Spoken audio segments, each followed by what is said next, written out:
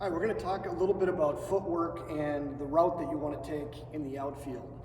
I was an infielder basically my entire life and then wound up playing in the outfield in college for 4 years. So never take for granted the footwork. It's not just going out there and trying to catch fly balls. You need to take the proper angle. You need to have the proper footwork at the same time.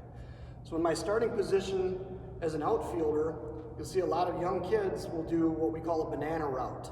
So their first step, if the ball is hit right over their head, their first step will be to the side, and then they take that banana route like this and wind up trying to get back behind the ball just like this. So instead of taking that step to the side, what I'm going to do is I'm going to turn my hips this way. I'm going to go straight back behind the ball, square up, and come back in for the ball. Because we all know as outfielders it's easier to come up on the ball than go back on the ball. So let's avoid that banana step. Instead of stepping this way, what I'm going to do is I'm going to turn my hips, run back, and get behind the ball.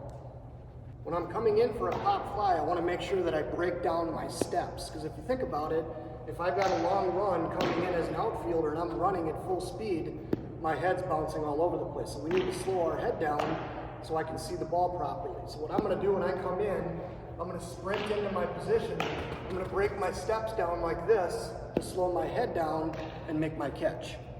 The 3-ball drill is a really good one to work on footwork for an outfielder. So we need to have a partner for this one, so mom or dad or coach is going to be tossing the ball to you. So what I'm going to do is I'm going to give my coach 3 balls, and I'm going to start in my position just like this. The first one's going to be over my left shoulder like this, then I'm going to go get one to my right shoulder, and that third ball I'm going to go back and make the touchdown catch over my head.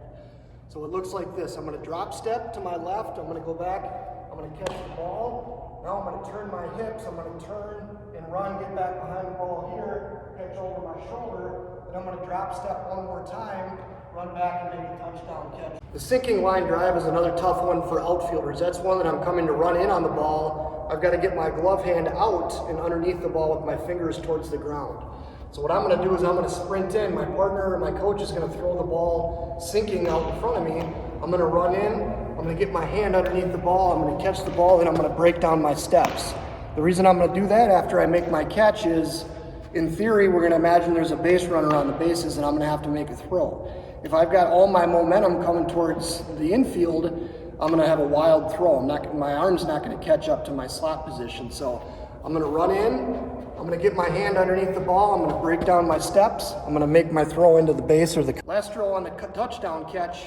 Similar to the 3-ball drill, I want to really work on my footsteps, my drop back behind the ball and turning my hips and getting back so I can come in. So what I'm going to do, I'm going to be facing my coach. I'm going to drop step straight back. I'm going to run at a full speed. My coach is going to throw it over my shoulder. I'm going to make the touchdown catch. So it looks like this: drop step, run back,